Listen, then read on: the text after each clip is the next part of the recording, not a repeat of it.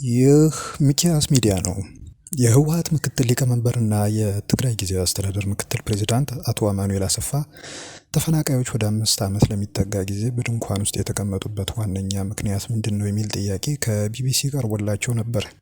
ሲመልሱም አንደኛው ምክንያት በፊት የነበረው ጊዜያዊ አስተዳደር የትግራይን ህዝብ መሰረታዊ ፍላጎት ለመመለስ አለመቻሉ ነው ብለዋል።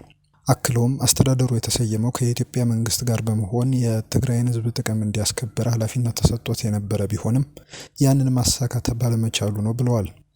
ሲቀጥሉም ሁለተኛው ምክንያት ደግሞ የኢትዮጵያ መንግስት ሊታመን የማይችል ባህሪው ነው። የፕሪቶሪያው ስምምነት የትግራይ ሉዓላዊነትና ተፈናቃዮችን በተመለከተ በግልጽ አስቀምጧል።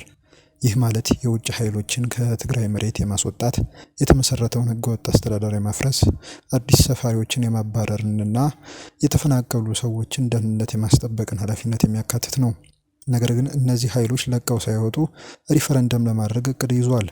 እንዲሁም የፌዴራል መንግስቱ በምዕራብ ትግራይ አዳዲስ ሚሊሻዎችን እያሰለጠነ ነው ካሉ በኋላ የፌዴራል መንግስቱ የፕሪቶሪያን ስምምነት ማስፈጸም ባለመቻሉ ተፈናቃዮች ላለፉት 5 ዓመታት በድንኳን ውስጥ ለመቆየት መገደዳቸውን አስታውቀዋል። ይህንን ተከትሎ እርስዎና የህወሓት አመራሮች ለዚህ የፌዴራል መንግስቱን ተጠያቂ ታደርጋላችሁ። የፌዴራል መንግስቱ በበኩሉ ህወሓት ተፈናቃዮችን የፖለቲካ መጠቀሚያ በማድረግ እንዳይመለሱ አግቶ መያዙን ይናገራል። በዚህ ላይ ምን አስተያየት ይሰጣሉ የሚል ጥያቄ ቀርቦላቸዋል ከቢቢሲ የትግርኛው ቋንቋ አገልግሎት። አቶ አማኑኤል ሲመልሱም የፌዴራል መንግስቱ ወራሪ ያሏቸው ኃይሎች ሳይወጡና ትጥቃቸውን ሳይፈቱ ተፈናቃዮች እንዲመለሱ እንደሚፈልግ ገልጸው ይህ ደግሞ በተፈናቃዮቹ ላይ አደጋ ያስከትላል በሚል ተቃውሞ ማቅረባቸውን አስረድተዋል። የህወሓት ሊቀመንበር የሆኑት ዶክተር ደብረጽዮን በቅርቡ የህወሓት ህልውና ካልተመለሰ ተፈናቃዮችም አይመለሱም በሚል መናገራቸውን በተመለከተ ምን አስተያየት እንዳላቸው የተጠየቁት አቶ አማኑኤል ሲመልሱ ይህ ጥያቄ መቅረብ ያለበት ለተናገረው ሰው ነው፣ እኔን አይመለከተኝም ብለዋል። ጨምረውም እኔ መናገር የምችለው ስለ ፓርቲው ህግና አቋም እንጂ አንድ አመራር በየስብሰባው ስላለው ነገር አይደለም በማለት ገልጸዋል። በኢትዮጵያ የአውሮፓ ህብረት ልዑክ በደቡብ ሱዳን ባገረሸው ግጭት ሳቢያ ከሚያዝያ ወር ጀምሮ ከ35,000 ደቡብ ሱዳናውያን ወደ ኢትዮጵያው ጋምቤላ ክልል መግባታቸውን ትናንት ባሰራጨው መረጃ አስታወቀ። ህብረቱ በቀን በትንሹ 1,000 ደቡብ ሱዳናውያን ጋምቤላ እየገቡ መሆኑንም ገልጿል። ህብረቱ አያይዞም ለስደተኞቹ መጠለያና ሌሎች አስፈላጊ ቁሳቁሶች መግዣ የሚውል 500,000 ዩሮ ለግሻለሁ ብለዋል።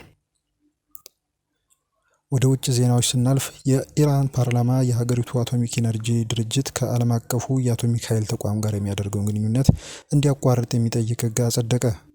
የአሜሪካ ጥቃት ፎርዶ በሚገኘው የኒውክሌር ጣቢያ ላይ ያደረሱት ጉዳት አነስተኛ ነው የሚል መረጃ በስፋት በሚሰራጭበት በዚህ ጊዜ የኢራን ፓርላማ የሚያስደነግጥ ውሳኔ ነው የተባለለትን ህግ ነው ያሳለፈው።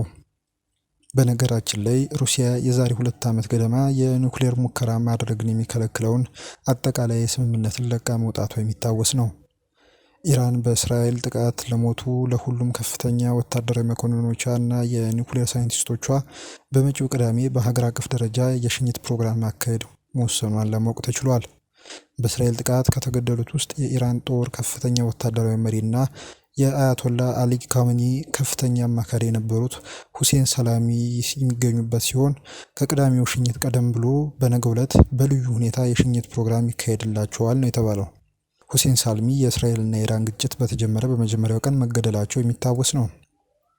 ወደ ምስራቅ አፍሪካ ስንመለስ የኬንያ ከተሞች በተቃውሞ ሰልፈኞች ተጥለቅልቀው መዋላቸውን የተለያዩ ዘገባዎች አመልክተዋል። የኬንያ ትላልቅ ከተሞች ዛሬ የሀገሪቱን መንግስትና የፖሊስን የኃይል እርምጃ በሚቃወሙ ሰልፈኞች ተጥለቅልቀው መዋላቸውን የተለያዩ የዜና ማዕከላት አመልክተዋል። የዛሬው ሰልፍ የተጠራው የኬንያ ጸጥታ አስከባሪዎች አምና የገደሏቸውን የተቃውሞ ሰልፈኞች ለመዘከር ነው። ባለፈው ዓመት መንግስት የቀረጥ ጭማሪ ለማድረግ መወሰኑን በመቃወም አደባባይ በወጡ ሰልፈኞች ላይ ጸጥታ አስከባሪዎች በከፈቱት ተኩስ በትንሹ 60 ሰልፈኞች ተገድለዋል። ሌሎች 20 ሰዎች እስካሁን የደረሱበት አይታወቅም። የኬንያ ፕሬዝዳንት ዊሊያም ሩቶ የቀረጥ ጭማሪውን ደንብ ቢሽሩትም ህዝቡ በተለይ ወጣቱ ሰልፈኞች መገደላቸውን አጥብቆ ማውገዙን አላቆመም። ሟቾቹን ለመዘከርና የፖሊስ እርምጃ ለመቃወም ዛሬ ናይሮቢ ውስጥ አደባባይ በወጡ ሰልፈኞችና በጸጥታ አስከባሪዎች መካከል በተደረገ ግጭት እስከ ማርፈጃው ድረስ ቢያንስ 10 ሰልፈኞች ቆስለዋል። ጸጥታ አስከባሪዎች የኬንያ ምክር ቤት ህንፃን፣ ቤተ መንግስቱንና ሌሎች መስሪያ ቤቶችን በእሾሃማ ሽቦ አጥረው በጥብቅ እየጠበቁ ነው። ናይሮቢ ውስጥ ግጭቱ ከተቀሰቀሰ በኋላ የኬንያ መገናኛ ዘዴዎች የተቃውሞ ሰልፉን ሂደትና የሰልፈኛውን ጥያቄ በቀጥታ እንዳያሰራጩ የአገሪቱ መንግስት ትዕዛዝ ማስተላለፉንም ነው ለማወቅ የተቻለው። ይሁንና አሶሺየትድ ፕሬስ የዜና ወኪል እንደዘገበው ከርዕሰ ከተማይቱ በተጨማሪ ሞምባሳ፣ ኪሱሙ፣ ናኩሩሩ፣ ኒያሁሩና ሌሎች ከተሞች በተቃውሞ ሰልፈኞች ተጥለቅልቀው እንደዋሉ ነው ለመረዳት የተቻለው። የዩቲዩብ ቻናላችንን ሰብስክራይብ በማድረግ ቤተሰብ እንድትሆኑ በክብር ጋብዘናችኋል። መልካም ጊዜ